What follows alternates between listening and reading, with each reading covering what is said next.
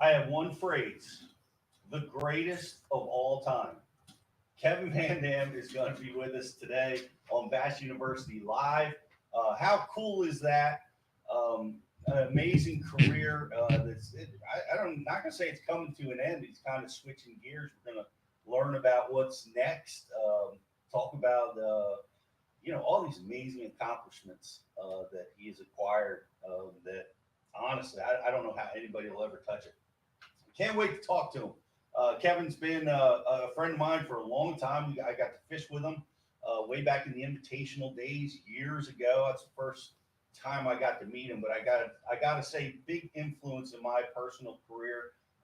It was amazing because he was dominating the tournaments at such a young age, and we didn't see it back then. Back then, it was all the senior members of the pros like Brower, Clun, Martin.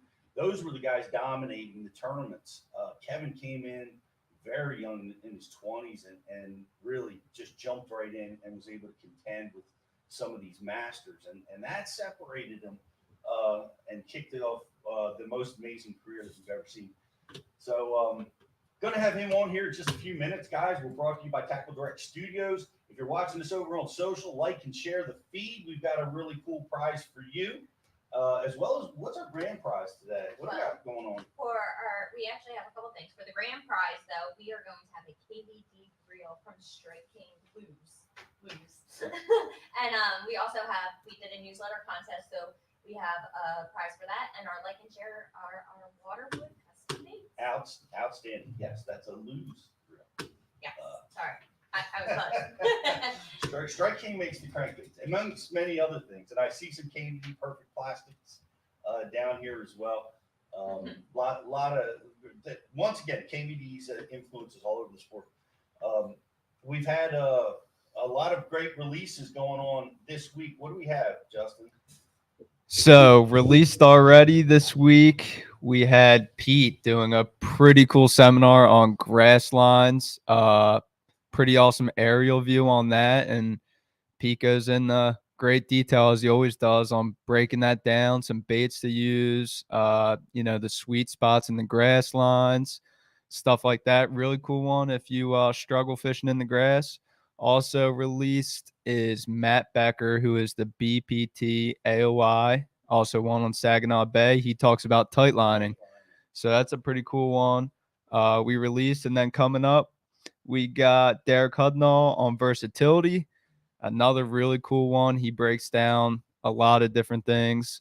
And then we got Pete again talking about overhanging trees. It's a habitat breakdown series that we started, and we're getting a lot of positive feedback. But for guys that are, there's a lot of terms. There's a lot of guys that are beginners in our Bass University crew and intermediate guys. So I'm taking, and a lot of our teachers are taking the habitat. We're breaking it down so you really get a look at a lot of times it's aerials, sometimes underwater, the habitat and how we break it down as anglers. So that's going to be a series that we're really excited about, and we're going to continue to produce as part of our Bass University catalog that is going to be ready to go. What's going on over there, Josh? Ready to play video? We're ready. Is Kevin Yep. up and ready? I want to bring him in real quick. He's honestly, he's had the greatest career in the history of the sport. I don't know that anybody will ever get close to it. I feel fortunate to have known Kevin for quite a few years. I got to spend, for me, Kevin, it was a revolutionary day when I fished with you that day 20 years ago on Lake Eufaula. I learned. I still take lessons from that day, watching you work. But I couldn't be more honored and proud to have you with us today. Man, it's good to be here. So yeah, we've got a lot of history, man. We go way back. A lot of miles behind the boat, right? Yeah, that was 95, I think it was, or 96. Man, 95. Wow, that's a long time. So some of the guys that are winning tournaments now were not even around back then. Yeah, I know. it's crazy. You know, some of them aren't even born then. You know, you think, I think Jordan Lee as a young kid, and shoot, he's a veteran now. Right? Yeah, it's changed, and I wanted to. I brought that up. You know, you cut the trail for that. The veterans were the winners when you started. Like, it was always those, you know, the Browers that was flipping, or Biffles. Those guys were crushing it. None of the young guns were able to really break through and win. I know you were the first one, and you got all of our attention because you were a 20-year-old whiz kid that came along and was able to go toe to toe with these masters. Yeah, I think back a lot to those days in the beginning, and just totally different era. And I mean, just all the things that have changed over the years, you know, technology and all that. And, you know, but now obviously people are, you know, they're so much better, the work ethic so much. It's just like every other sport, you know, people put so much focus into it.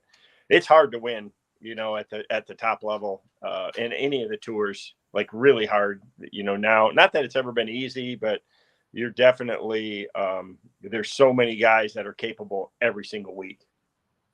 Man, that's a fact. And it's definitely changed. We saw it as the MLF ended and as the Bassmaster Trail just came to an end. It's changing. But what we've done at Bass U, our executive producer, Jeff Olson, has put together a really nice piece that we'd like to watch with you. And we hope you like it. It's we're gonna roll it right now, Justin. But we're stay with us, Kevin, and watch this, and we're gonna have you on to talk about it as soon as it's done. Just a couple of minutes. Justin, sounds good. Whenever you're ready to roll.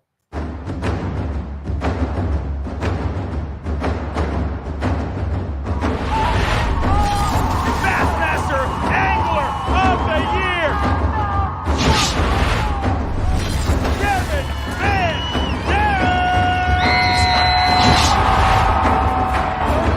Kevin VanDam is the classic champion. Down, big two. That'll work. There we go. Now we're getting places. Kevin VanDam is the classic champion.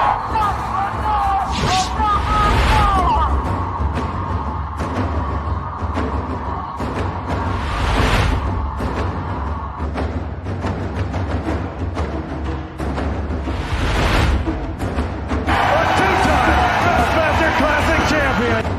3 pounds, 8 ounces, and that makes Kevin VanDam a 2-time Citgo Bassmaster Classic champion. From Kalamazoo, Michigan,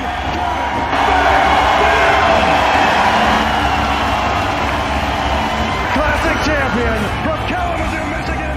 19 pounds, 7 ounces, Kevin VanDam, 3-time Bassmaster Classic champion. That's what it takes right there.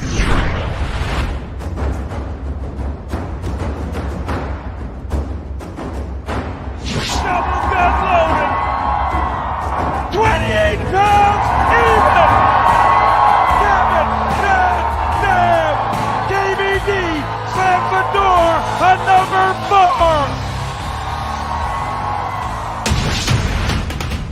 Angler of the Year. Your Toyota Tundra Bassmaster Angler of the Year, Kevin VanDam! Yeah!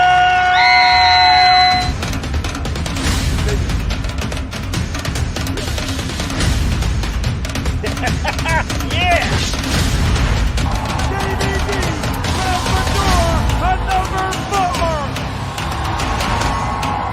That's one thing I've always tried to do, is be true, be honest. I love to teach people how to catch fish. Today I gave up a lot of, I was trying to give a lot of good information of explaining what I was doing and how I was doing it. You want it quiet? Oh, biggin'. We've got a lot going on with our family. Right now, my parents had some health issues, and again, just my kids have they've given up a lot for me to pursue my career, and so I've missed a lot. They've missed a lot, and so they wanted me to win pretty badly as well, and so it's pretty great for me to be able to bring this one home for the whole family.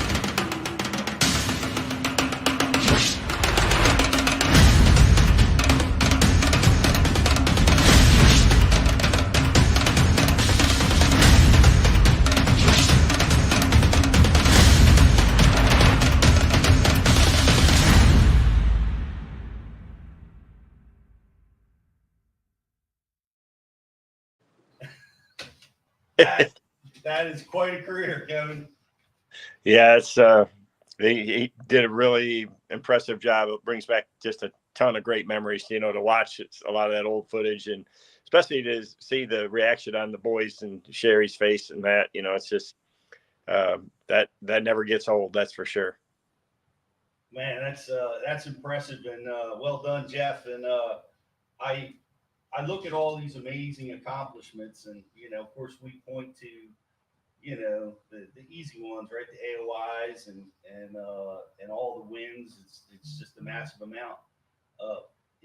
In your mind, what's important to you? Like what sticks out in your mind through all this period as something that's really the most important to you? Well, for me, for a lot of years, you just get so focused on competing and trying to win that you don't take the time to maybe truly understand and appreciate it while it's happening as much. And, as I went further into my career, you learn that, you learn that, gosh, you never know when your next one's going to be, or if it's going to be your last one. So, to take the time and enjoy it. And, this last season, man, it flew by for me, and I wanted to make sure to just, relax a little bit and enjoy it, but it's still so hard. You put a lot of pressure on yourself as a competitor, and I really wanted to win bad this final season, and, came close, but, just wasn't quite able to do it. And you just get caught up in the moment, when you're not competing, or it's not, tournament hours, that's when you think about that kind of stuff. But when I'm out there and, on the clock, I just, it's like muscle memory. It just kicks in, and I just go through my steps and my processes, and try to put it all together and try to make good decisions. And the crazy thing is even after 33 years, I feel like I'm still learning, this year, I'm still learning so much every single event, every competition day, just, how things are changing and that. I mean, it's just, yeah, obviously we've got a whole lot more technology now, I mean, if you'd have told me in the beginning of my career that I've had, 5 Humminbird graphs, 2 Raptors, a Mega Live, Mega 360, on the boat, Lake Master mapping, side imaging, all these tools that we have, I'd have told you're crazy, but that it's come to this. But and it is, it's still, there's still no guarantee that you're going to win. I mean, everybody's got that technology now, but it is amazing how everything has improved so much to help just not just tournament anglers, but even the weekend angler. I mean, our line, our lures, our rods, reels, boats, electronics, obviously, just all of our equipment. That's the thing that is such a huge difference, from in the 90s when we started out. It is radically different. What in the 90s, man, what was on your boat in the 90s? What was GPS even a standard option when you got started? I remember fishing before GPS, and when Loran C came out first, before that. And then when GPS technology came out, it was actually not very accurate. I mean, you might get within 100 yards, and we thought that was really good. And then, boy, it didn't take long for it to get, a whole lot better. And we never dreamed of having mapping like what Lake Master mapping is today. That, to me, was one of the greatest innovations in technology that came through my career is just, solid mapping like that, to be able to visualize everything around you and have it be accurate. So I mean, we had some mapping early on, but it was just basically transferred from paper maps, and it was very general. But when Lake Master actually started to scan lakes and do that, that was an evolutionary period for sure. But the same you could say with side imaging. We used to just graph around back and forth for hours on end with 2D sonar, and I started with a flasher. I mean, and I thought I was really good with a Humminbird Super 30. It was quite a bit better than a Super 60. Especially for seeing grass and being able to even see fish and follow break lines and things like that. But when side imaging came out, it just quadrupled our efficiency level. And and then it's just one after another. Then it's then 360 came, and Mega 360, and obviously Mega Live, and I have to have a graph for Mega 360. I got to have one for Mega Live. I have one for mapping. I honestly, 2D sonar is probably the one thing that all of that is really obsoleted. You don't almost need to see what's underneath you, because Mega Live shows you that already, and 360 shows you the structure all around the boat. So it's just it just really is amazing how we're able to visualize things now. I mean, it's like having an underwater camera, but you don't have to drive over the top of the fit. You don't have to spook the fish or anything like that now, with these forward facing and 3D type sonars like we have with Mega 360. It is radical, and the mapping is interesting that you say that. I remember the last day of practice, I would set aside time to run to where I was going to fish, so that I would know the route, and wouldn't get myself in trouble with flats or rocks or whatever hazards may be out there. But with the mapping, you don't even have, it's so accurate that, and I don't recommend this, but you can run off your mapping a lot of times without ever seeing the water before. Yeah, no doubt. Just having the ability to adjust for the water level is a big thing. And I run my Lake Master typically with that shallow water highlight on 5 foot. So if you see red, that you need to be in somewhat aware anyways. And but no, it's an unbelievable tool. I mean, quite a few tournaments that I've won over my career, especially from 2010 on, when that just mapping just really got expanded. So many of those were directly related to Lake Master. Yeah, let me ask you this. This is controversy that's going on right now, and I'm very interested. I think everybody's interested in your opinion on it or your take on it. Forward-facing sonar. We've had some critics come out, and say it's ruining fishing, or it's not okay. As a matter of fact, I've heard some rumors that some of the high-level trails are taking a vote on whether or not they're going to continue to allow that technology in tournaments. What's your take on that? Well, I know some of the older guys, especially, are the ones that have been the most boisterous in voicing their opinion about it. And I think a lot of the young guys that grew up with it just see it as a tool. But where do you draw the line? I mean, Mega 360 is an unbelievable tool. So is side imaging, so is Lake Master mapping. So just because you can see, real-time reactions to your lures and your presentations with Mega Live, it is a game changer. It does, take it to another level. But all of those other technology steps were equally as important at the time. So it's pretty hard for me to say, you can abandon that. When the Alabama rig came out, boy, it was didn't take the tours long to do that. And I can tell you forward facing sonar is way more efficient than the Alabama rig ever was, you know? So, you know, that's one part of it, but I get it. I mean, I remember the days when we went out there without mapping or anything like that. And I had to, you know, hunt those offshore points, looking at paper maps and try to find a lot of those key areas and graph for stumps and the fish and triangulate off of a tower and the side of a house or a tree and you know, to be able to get on those spots before we even had GPS out there. So it's just, it'd be a shame because it's so great of a tool to help a lot of people be more successful out in the water, just the average weekend fisherman. I'll tell you a quick story about my dad, and I've told this story a few times, but my dad's 85 years old, loves to fish. He's fished his whole life. He's the one that got me started in it. And, you know, the last handful of years, both my mom and dad have really struggled with some different health issues. And it's a lot harder for my dad to get out there on the water and especially spend a whole day. And he loves to bluegill fish.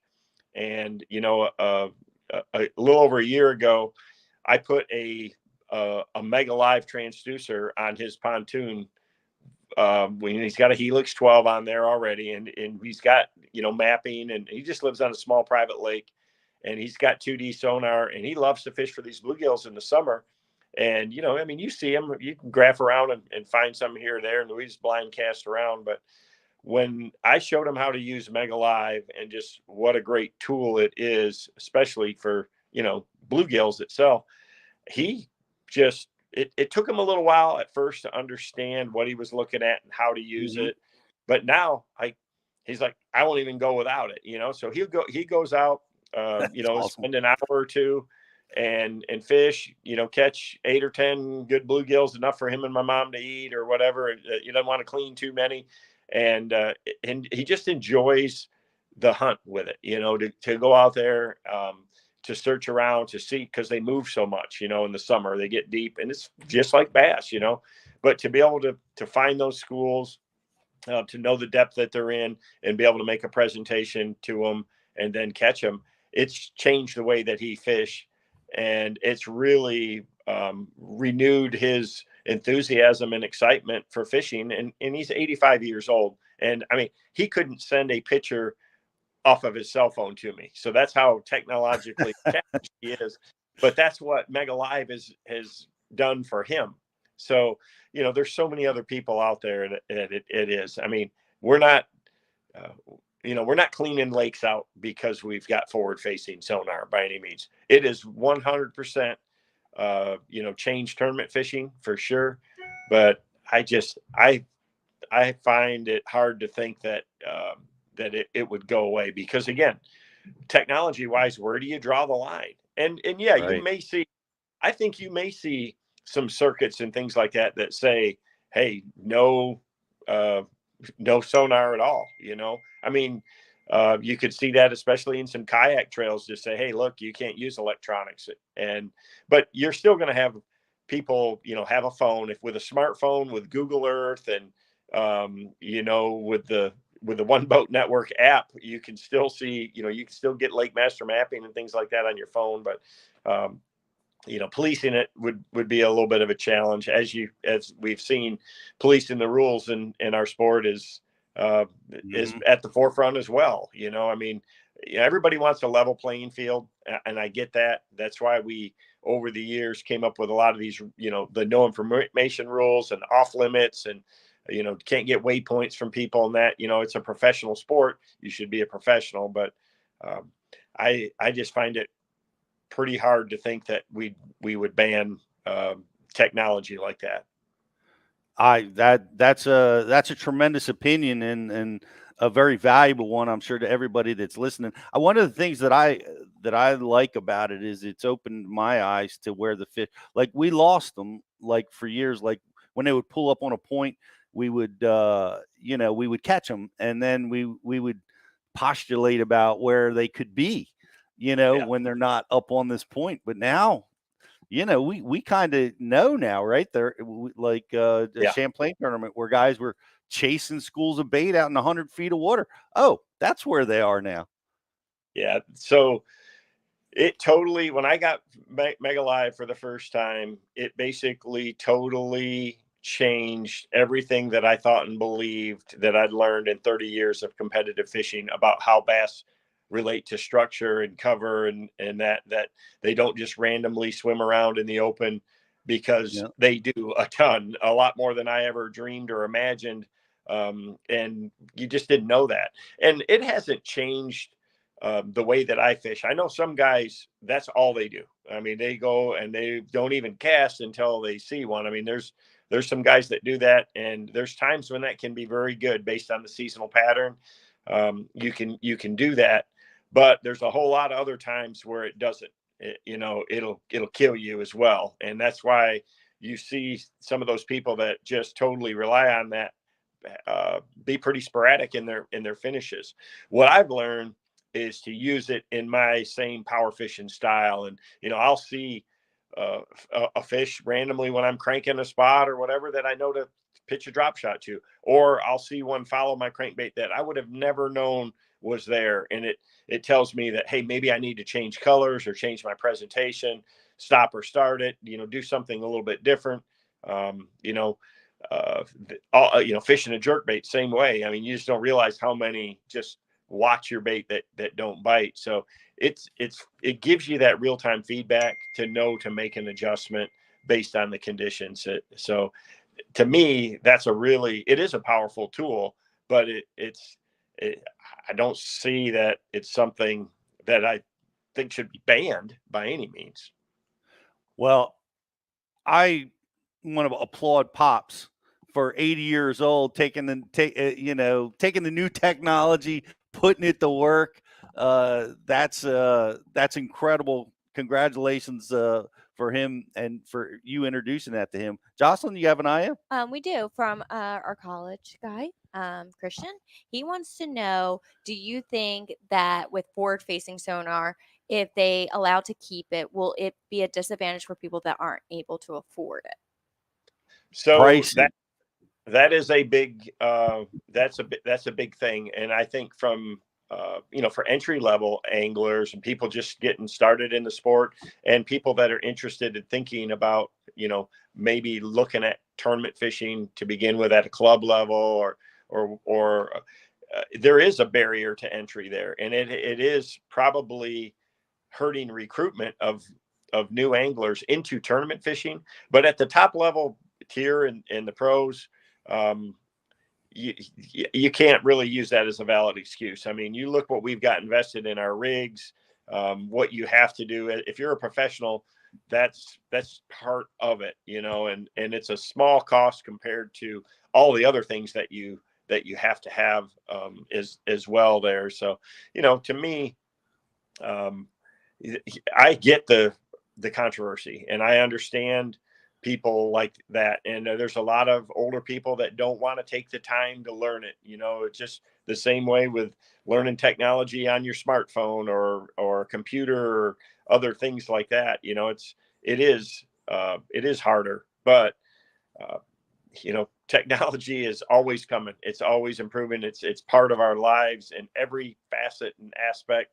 And it's not going to go away anytime soon. So I think, the guys that have really embraced it as tournament fishermen, they've seen the success, and the guys that really haven't, our schedules haven't lined up to where it's going to kick people in the teeth that just are 100% relying on that. We don't, the Bass Elite Series just had 3 summer smallmouth tournaments in a row. That is just, smallmouth, especially in summertime, that's where live sonar, forward-facing sonar is at its best. If you get Kentucky Lake in flooded bushes and dirty water in the spring, see how much of a factor it's going to be, because it's probably not going to be. So, we just, I like to see the diversity in the schedule, and that's one of the things that I've talked to the staff at the Bass Pro Tour about. A lot of my friends on the Elite Series and people that I know. I mean, I think the schedule has a lot to do with this impact. And for sure, having all of these events, we were St. Clair and Saginaw Bay back to back, and Bass had 3 elites, St. Clair, the St. Lawrence, and then Champlain, those 3, there. So that's 5 tournaments where forward facing sonar is going to be a major player in a row. So I think that's why a lot of this is coming up right now, because people are just, it's not exciting to watch. I would agree. I mean, when that's all there is, if you got, Saginaw Bay, at least there was a good bit of largemouth fishing, and shallow fishing, but even with the schedule like that, you're going to still have some where it's going to be a factor. Just like Okeechobee, the first Bass Elite this year at Okeechobee was won with forward facing sonar. And that's the last place in the world that you'd think that would happen. But, predominantly you're going to see, that cycle without a doubt. It's just in the forefront because of the last 5 tour level events were all forward facing sonar events. Yeah, and I've seen some negative comments there too. It's hard to watch. I love it when Humminbird did the screen on screen where the viewer could really see what was happening, which made it a lot more interesting to watch, and I hope that continues. But I wanted, like I said, I gave a shout out to your dad. You taught him something new here with forward facing, but he took you fishing. He taught you the love for fishing. Is that where it started for you? Yeah, he actually took me ice fishing when I was 3 years old, for the very first time, and I'm sure I was, a lot to handle at the time. But we fished as a family with, my sisters and my older brother growing up, and my grandparents lived on a lake, and I spent a lot of time in the summer doing, fishing there. And around my house, I'd ride my bike to the trout streams or ask people to fish their ponds or go to the lake. I mean, all kids are really drawn to water. They just need the opportunity. And, I was just lucky to grow up in an area where I had that opportunity.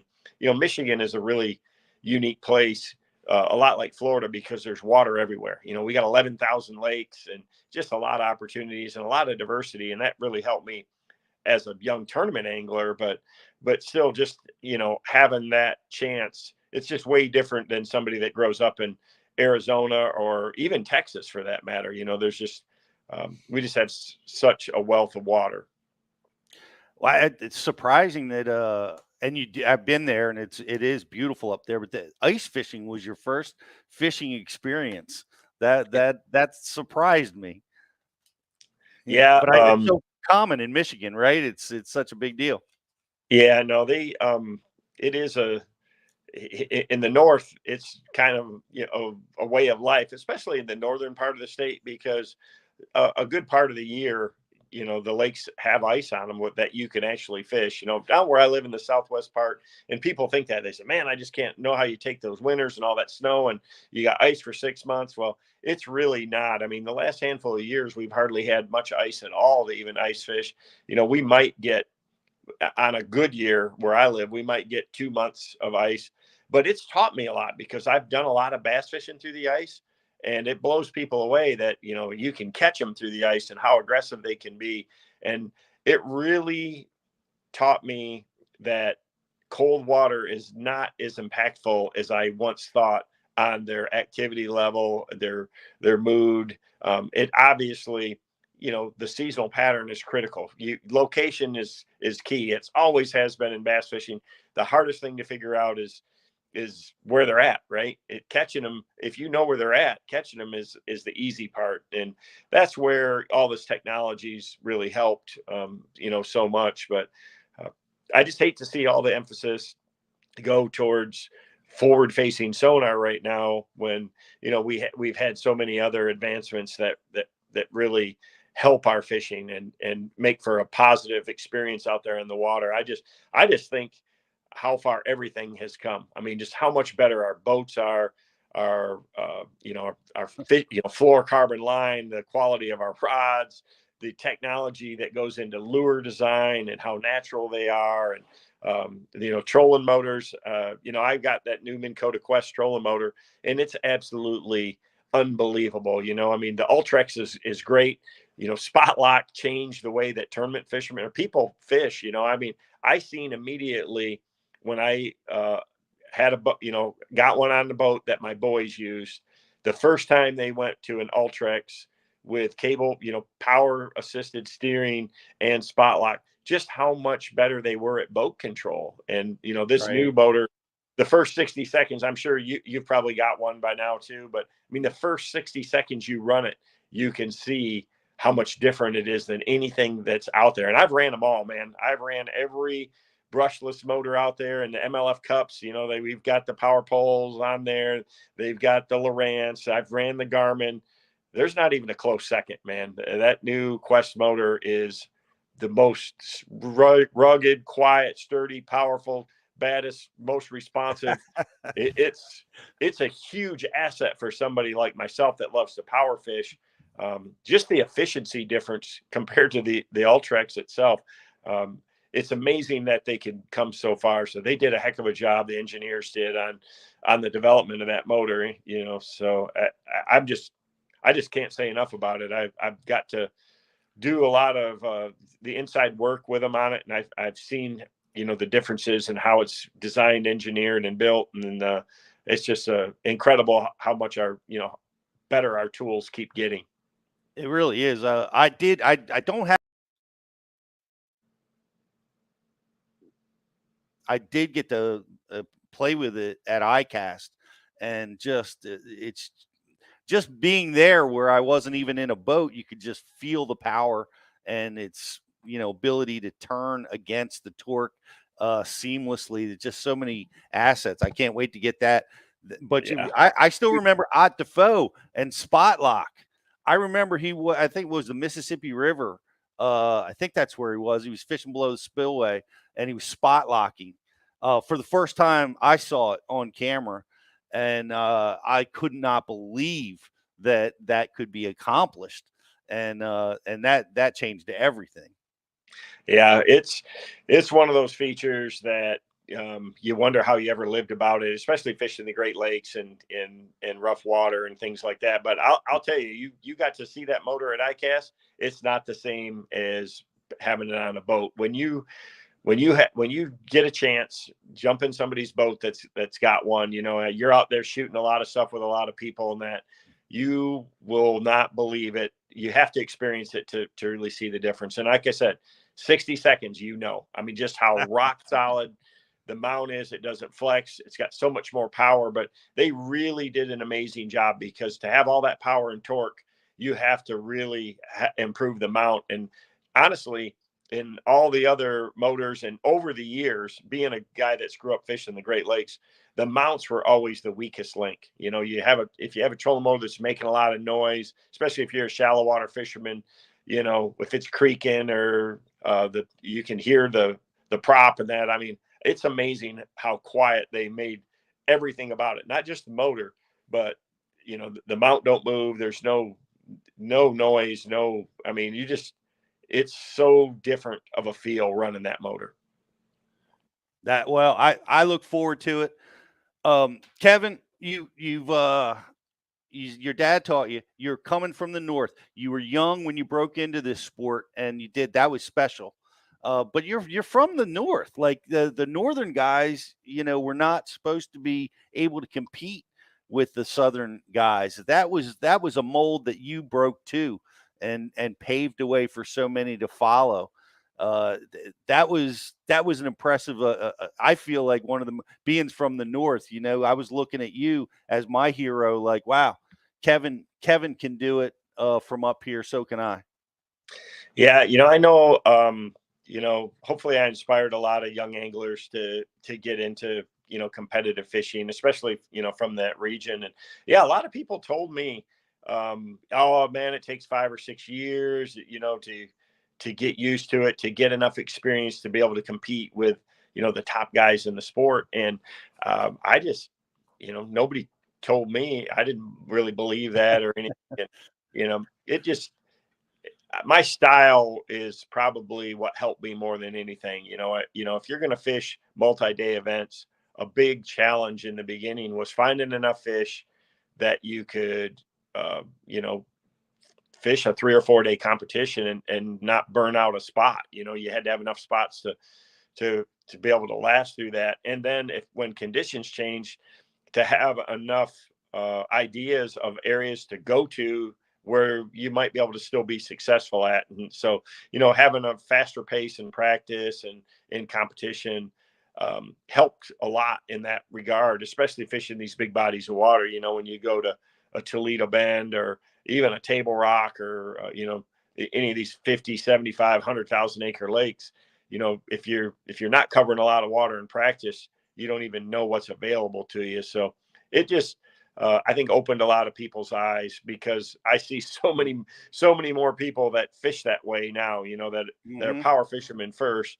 And then now, you know, you do have to be a good finesse fisherman. That's something that I learned in my career too, is you've got to be able to be good with, you know, a wacky worm or a Ned rig or a drop shot, you know, to be able to maximize everything you can out of a good area once you find it, or a good spot or a school of fish when they're there. So, you know, you've got to be good at both. You know, you got to be able to cover water, power fish, but you also got to be a good finesse fisherman. That was impactful. I remember, you know, obviously the power fishing strategy that you brought to the table influenced us all, because we would always be like I know early it was like, okay, I couldn't catch them cranking or spinning, quickly go over to a flipping or a Texas rig, but you would always find a way to burn it down with the power fishing techniques. And I think that was an amazing influence that you had over the sport. Justin, I know that my people are flagging me down. We got IM questions. Everybody wants to ask something to Kevin. What do you got, Justin? Yeah, there's a lot of great questions on the message board, but Blake wants to know. He says a lot of us can be or are good anglers. How do we flip the switch mentally to reach the level of being a great angler? He said we all have the same tools, but finding the mental ability, in my opinion, is what separates the good from the greats. Wow, great question, because Kevin, mental toughness and your ability to compete, man, that's the top of my list as far as accolades for you. Yeah, that's a hard one to answer. I really don't know.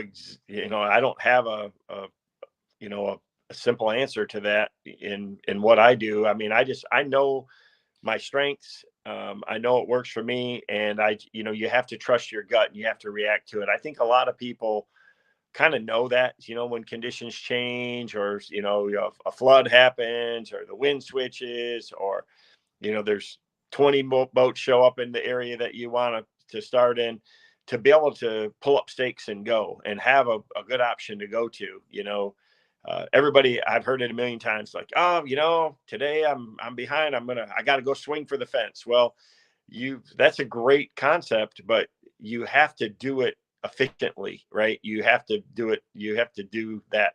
You got to make a smart decision. And that just comes with time and experience to learn that, and to learn, you know, what you're capable of and what you're not. And I think through time on the water, you can build that confidence and do that. I see that in a lot of young anglers that, you know, maybe are a little sporadic, and, you know, you see them get that one win, or you see them get that success, and it builds confidence. You know, you start to learn to trust your instincts and react to them, because in this day and age, you have to much faster than ever. I mean, the competition's so good that you've got to have 4 great days on the water to be able to win at the top level in the sport. You can't have a off day. You can't have a slip day. That's a hard question. I want to answer that question for you guys a little bit, because I saw, and I've told this story before, because it was so monumental when we fished together so many years ago, when I was trying to land a massive Lake Eufaula fish for you on a crankbait, and that fish escaped. It wasn't my fault, but that fish somehow got off. And I remember the crankbait whizzing by my head when when he pulled off under the boat, and I was just I was just blown away. I expected rods to be broken. I expected a meltdown, because it was really big fish. but you kept, I mean, your mental toughness in that scenario, I never seen before. You just kept plugging away as if that was something good that happened. Now maybe you can use that to get another big bite. Yep. Well, that's what it is. I've learned a long time ago that you worry about the variables that you can control, and the ones that you can't control. Yeah, you got to be aware of them. It's the weather or fishing pressure, or if you lose a fish, and there's not a thing you can do to bring them back. But use what you learn to get that one to bite, to try to get another one or 5 more like it. I mean, so many times. I've had that. You cannot let that ruin your day. I mean, I got a lot of big fish stories that I've lost that's cost me this tournament, or making a cut or whatever. I mean, we all do. That's part of it. We try real hard in our system to maximize the number of bites that you get and your strike to land ratio. I mean, I have toiled over the years with my rods, reels, lures. My cranking system is that all rolled into one, where it's composite rod, fluorocarbon line, Mustad KVD trebles, the bait, how you get them to react to it, and to try to maximize the number of bites that you're gonna land. But the reality of it is you're never going to be 100%. And when something bad like that happens, you got to turn it into a positive. Now, on the back of my truck, I've got a big sticker on there that says it's all about the attitude. And that is a conscious choice that every tournament angler has to make, is if you're going to have a good attitude, positive attitude, and, be thinking clearly, you're going to make better decisions. If you've got a bad attitude, if you let things get to you, you get down. And it's hard, I mean, there's plenty of times when, you get mad, or something happens, or somebody cuts you off, or, something happens out there on the water, that you lose a fish, or, just fluke things can happen. Right. And you've got to let it roll off you, and move on, and get the next bite. Well, you've shown that, and I love that, all about the attitude. I've heard that from you before. Justin, I'm going to throw it to you. I know you've got another question. Yeah. So, Kevin, over the years, I mean, you've accomplished just about everything. What are you most proud of, whether that be a tournament win or doing something in the industry? Yeah, man, there's a lot of things that I really like and enjoy. I love working with the companies that, I've got so many long-term relationships in this industry, with companies that I've been with really my whole career. And I love developing new products, I mean, new technology, new baits, new rods, reels, working with Humminbird on new technology, or Minn Kota, like on this new trolling motor, talking to their engineers about, hey, what can we do to improve it? Or, what features are really important to me as a fisherman. You'll see that with the new drift mode on the Ultra X Quest. I mean, it's a great fishing feature, but those are all things that I love to do. But one of the big things that I really take, and I've saw it a lot this year on my final season, is just, I've always, really tried to be respectful, treat my competitors with respect, and get that same in return. And that's the thing that's really kind of come full circle, is just, how much admiration and respect that I've gotten from the guys that I've competed against over the years. I've done it for 33 years and tried to do it the right way. I've tried, find my own fish, do my own thing, have integrity, show integrity out on the water. And that's what really matters the most. And in this day and age, to me, that's really, really important. When I started, a lot of that was taught by some of the older guys out there. And so I've had a lot of guys come up to me. There's a lot of great young anglers, and, try to be a good mentor to a lot of different, people out there. And, hopefully I have been. So the respect that I've been shown this year, though, it really means a lot to me. Well, that's amazing. And, like I said, you've always been courteous to me and respectful, and I appreciate that. And, I've always enjoyed knowing you. I appreciate the work that you've done with Bass University, and I want to invite you guys. Some of the best most viewed seminars on Bass University TV are Kevin's seminars with us, especially your crankbait seminar that you did with us, and I love that. You know, we've been on the water doing some work for Bass University TV, but this is and I don't know how you're going to do it. I know how competitive you are. I don't know how you're going to shut it down, but what's next? What is the future? What's your plans as you move through your retirement from the tournament game? Yeah. So, yeah, you're still going to see me out there a lot. I'm, going to be full on board starting in, 24, doing a ton of content creation, filming, television, all of it, just, YouTube to social media, short form content, long form stuff. That's really something that I have a passion for, is teaching people to fish, just like you guys do at Bass U. I mean, it's all about, showing the details and, getting into the nitty gritty of new techniques and guys that are really good at it. You guys, you find those guys and you pull that information out of them and show the world. And I love helping people be more successful on the water. So that's exactly what I'm going to do, is keep doing that, just not in the tournament format. The challenge for me with the tournament schedule is that, it's really like 20 to 25 weeks a year that you have no flexibility in it, and I've done it for 33 years. My family has sacrificed a lot. My wife has, and my kids, I've missed a lot of things over those times. So to have a little more flexible schedule and still be able to, be out there on the water and go to some of the best places at the best times, and just be able to showcase that to, to the fishing world and, my fans and the viewers out there. That's what I'm really looking forward to. And the competitive side of me is still going to be that. I mean, it's going to be about getting the best show and creating that content. So it's kind of going to fill that void a little bit. On top of that, though, I'm qualified for Red Crest for next year. I'm also qualified for Heavy Hitters. We've got a team series event this fall. So, I mean, I don't have to go straight cold turkey. So I've got fish, and you never know. I mean, there'll be maybe some, celebrity tournaments or some pro-ams or some charity events and things like that. I'll continue to kind of do that, but I will for sure, I'll follow it. My wife said, when that first tournament of the year comes around in the schedule, we might want to be down in the Bahamas or Bora Bora or someplace like that, where we don't have any service or anything like that. But no, I'm a fan first, always have been. I'm a huge fan of the sport, of not just bass fishing, but competitive bass fishing. And, I keep a close eye on everything that's going on, and will continue to do that.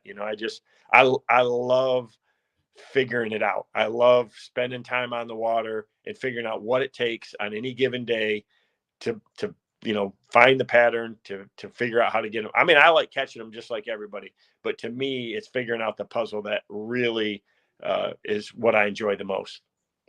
Well, we look forward to seeing you at Red Crest and the Heavy Hitters and some of the others as we go. It's just been a treat to know you and follow you through your career, and congratulations on just an amazing one, and thanks so much. I really appreciate you taking the time to hang out with us today, man. It's as always, it's a treat. It wouldn't be Bass U. Did we lose a feed right there at the end? Oh my goodness, we froze up on Kevin just as I was being gracious and thankful. Yeah. There he is. I got cut off. Back. Yeah, I don't know what happened there, but you must have not picked enough streaming or something. You never know. Well, I was just saying thanks for sharing the time with us. It's been amazing watching you. You've inspired the whole sport of fishing in so many different ways, from the industry to the kids coming up, to the guys at the top of the leaderboard right now. Your impact is on everything, and I want to thank you for that. And I want to give just a special thank you for being part of Bass University and spending some time with us today. No, I really appreciate it. You know, I want to be a great ambassador and spokesperson and a conservationist for the future. You know, I think these are the good old days right now, especially in bass fishing. And I want to ensure that. So we're working hard with our foundation, and definitely a lot of youth initiatives and kids fishing and college fishing. We do a lot of support of all that. And I'm going to continue to do that. I mean, it's critical to me to do it. I've been very blessed over the years, and I definitely love giving back. So teaching people is my favorite thing to do. Well, if we can be of any help to you, please reach out, and I look forward. I'm sure I'll see you everywhere down the road. And thanks again, and we'll send you a copy of the highlight reel, Kevin. Sounds awesome, man. Thanks, Pete. All right, thanks so much. Great, Kevin VanDam, everybody. Thank you so much, Kevin, for hanging out with us, and what an amazing opportunity to speak with the GOAT and dial in a little bit of what's been important to him over the years. It was a great interview. It was pretty awesome, guys. Well, we've got some really cool giveaways, so hang in there. We're going to take a quick commercial break. We're going to be right back. Like and share the feed over on social. We're going to be giving away some KVD Signature Series reels. We got tackle. We got Waterwood crankbaits for sharing and liking the feed. So we'll be right back after this. Give away some stuff. I'm Pete Gluzek, the Dean of the Bass University, and we're excited to partner with Waterwood Baits and showcase their innovative handmade approach to making amazing lures. Hey guys, this is Elite Series Pro Todd Alton here. Just wanted to tell you a little bit about the company Waterwood and their crankbaits and topwaters they're building. They're high quality baits. They're made from a marupa wood that's, grows in the rainforest in Brazil. It's 1.5 in all of the Waterwood baits because of the wood will be a staple in my arsenal from here on out. I love it. Spotted bass. It's got the old Waterwood.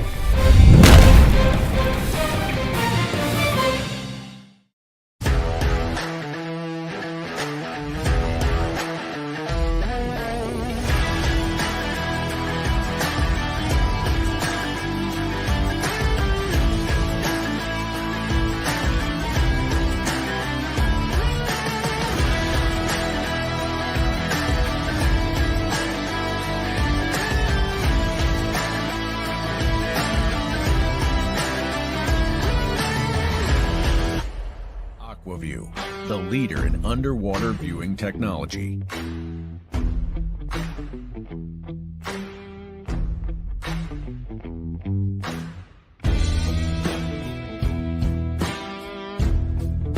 Find what you are looking for.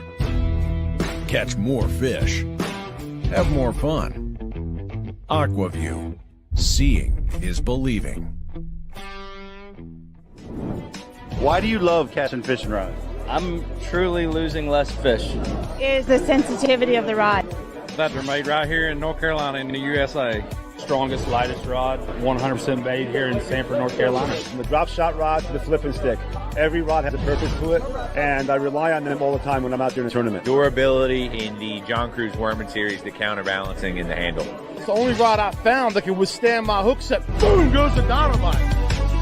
On the water, not spent fishing, is a moment wasted. That's why Minn Kota and Humminbird have joined forces to bring you the One Boat Network.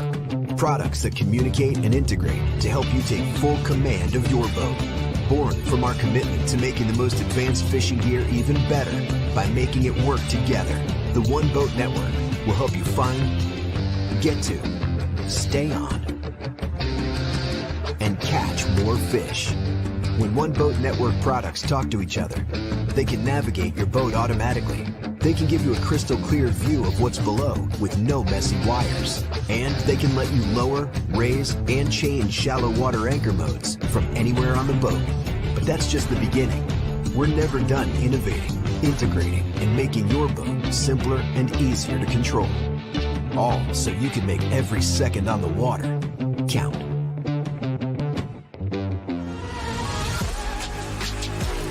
Cortland Line Master Braid, America's premium super braided fishing line.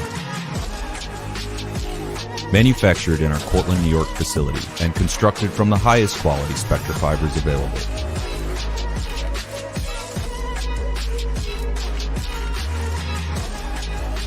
Cortland Line Company, Made in America since 1915.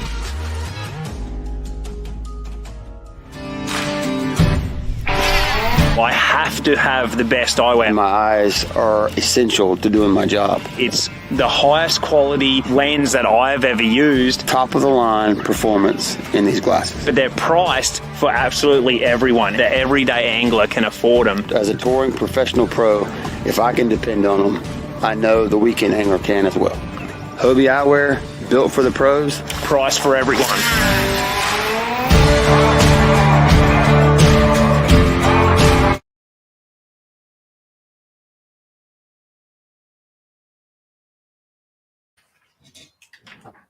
Oh, we're back. What an amazing couple of weeks in fishing. I know we've been out and about working on the Bassmaster Elites. I know a lot of you have stopped by the Bass University booth on site at Champlain and Thousand Islands just this past week. And I just want to give some kudos to some guys that many of which are been part of the Bass University, whether we've interviewed them or they're instructors with us. But most recently, Patrick Walters won up on Thousand Islands with a massive record-setting smallmouth, a 4-day stringer of 105 pounds as well. The record also was broke up there for a single day smallmouth, as Justin's busy doing something, but it was 29 pounds, 6 ounces for the single day record on smallmouth. That was Bryant Smith, right? Yeah, Brian Smith. Yeah, that's right, from California. Yeah. And broke a record, I think that stood for 25 years, because Chuck Economou had a 29-pound stringer caught down on Lake Pickwick, which was a record that stood forever and ever.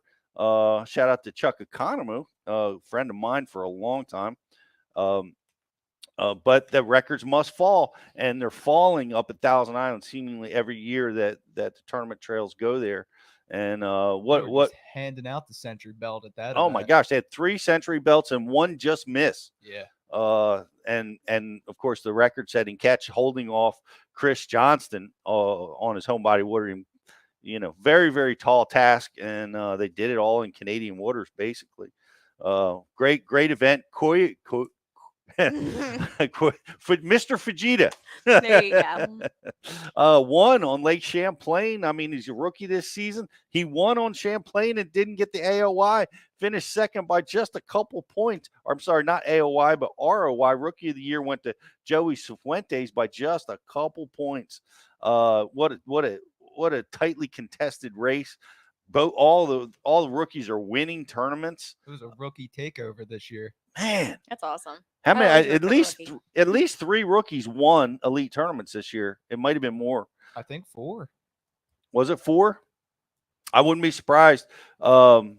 Kyle Welcher won Angler of the Year, and he did it in style. By making the final day cut up at Thousand Islands, and oh my gosh, Jake was watching that with me, and we were going through because he was kind of, I think, secretly rooting for Kyle. He liked him. we were watching it all week this week, and having the breakdowns, losing half of his day fishing, trying to keep his cool, still going out and catching 20 pounds with just a couple hours to fish. That was amazing. But congratulations to Kyle for that, and congratulations, I mentioned him earlier in the show, Matt Becker, for winning the final MLF tournament of the season and taking the Angler of the Year over there. So, man, so much happening here at the end of the season. So much. It's just crazy. But this is Bass University season, guys. Get over to bassu.tv and get yourself signed up and get subscribed. Is our new offer up? Yeah, it is. It's a pretty big offer. So right now we have, if you sign up for an annual subscription, you get a $75 Tackle Direct coupon that you can go buy anything that you just heard KVD talk about, even a reel if you don't win this reel. Yep. Awesome. Yeah, go check that out. Get yourself signed up if you've not done it yet. It's a great time in this off season to study up on all the new lessons coming to you from the greatest anglers on the planet that are teaching about what they're winning with really right now. So that's all available over there. We got a couple prizes. This is your last chance to like and share the feed, and we're going to give away some crankbaits for that. And we have a couple grand prize crescents because the folks over at Lou's have been very generous, and we have a couple KVD Signature Series reels that we're going to be giving away to our subscribers, and we're going to give away 2 of them right now. Before we do that, I do want before our last week we did a contest through the newsletter, and we had a contest winner who won some KVD Strike King baits and the hummingbird hat, and also a TH Marine prop nut. Yeah, that to dampen your vibration. Justin, if you want to pull him up. Yep. Here we go. All right. Oh, okay. So we ran this contest for about a week straight, and we had a ton of entries. But I really want to give this guy a shout out. His name is Adam Zimmerman. Adam, he guessed congratulations. He said it's going to be a long shot, but I think the next guest will be KVD with the subject that what will his path be moving forward in the next chapter of his life and career. In this picture, he said he won the local derby last week in Arkansas.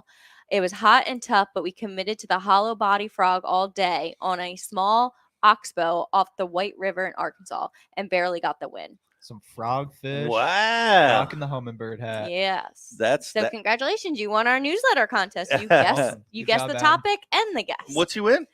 He won a hummingbird hat. Oh, you said that. The Yeah. The KVD baits and the prop. Well, congratulations on the win on the White River, as well as as well as our gift pack. So that's really cool. And what a cool bite this time of year out there in that crystal clear water of the White.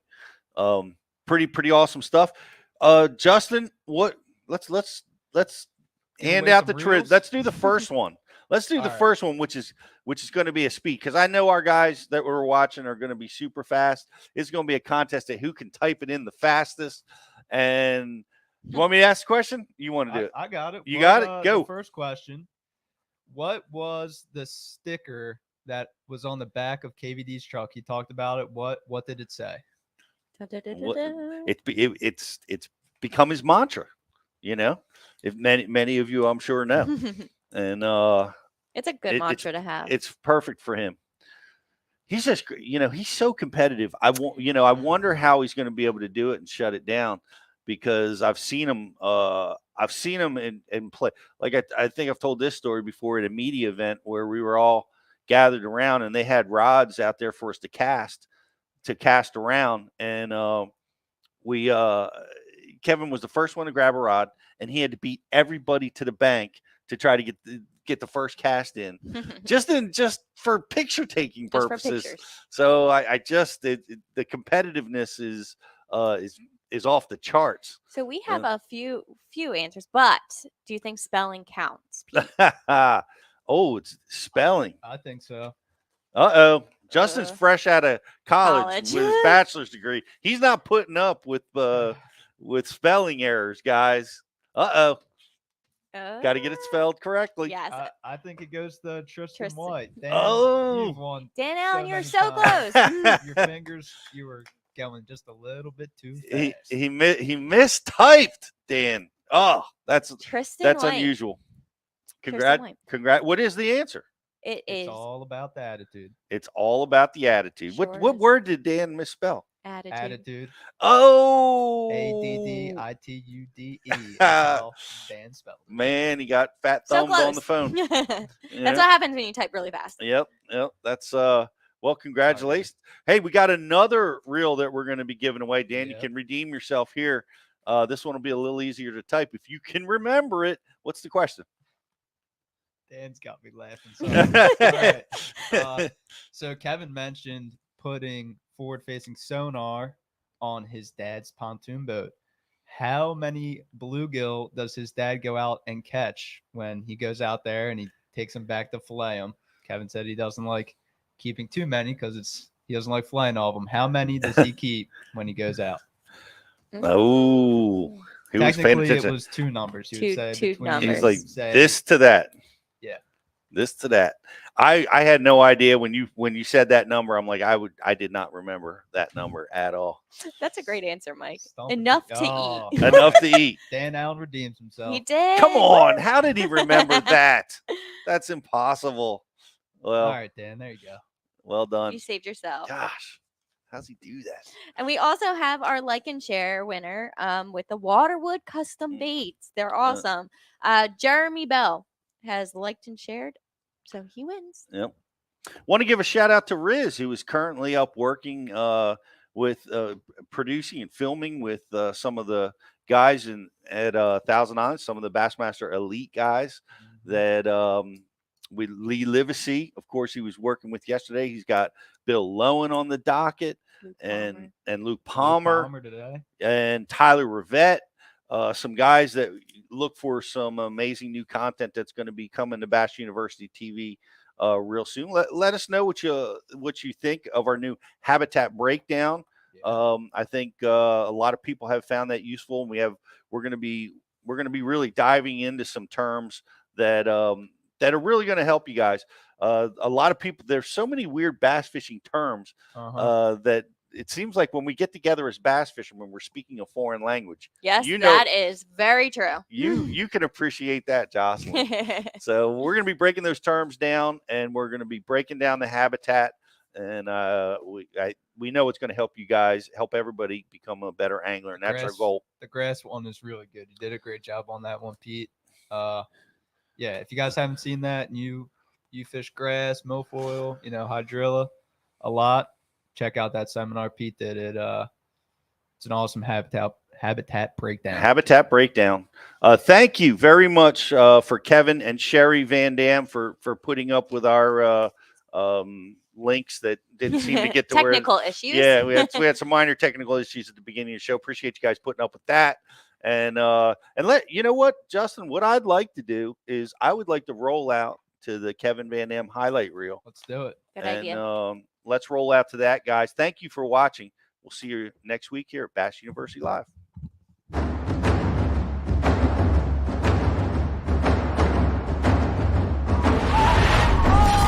Bassmaster Angler of the Year,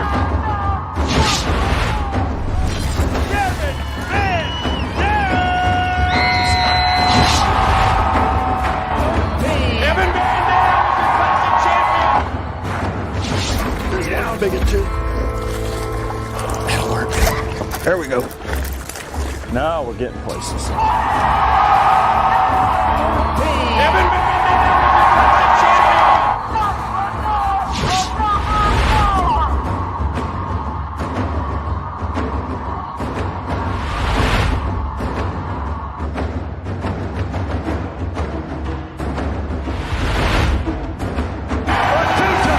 Bassmaster Classic champion. 3 pounds, 8 ounces, and that makes Kevin VanDam a 2-time Citgo Bassmaster Classic champion. From Kalamazoo, Michigan,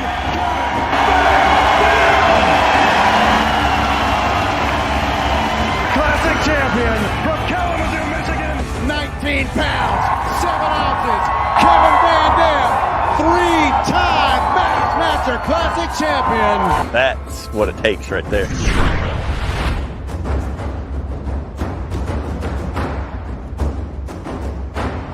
Double gun loaded.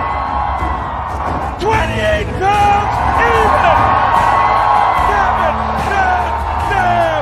KVD slams the door at number 4.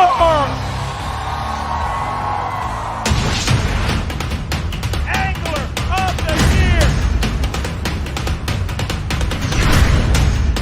Your Toyota Tundra Bassmaster Angler of the Year, Kevin VanDam! Yeah!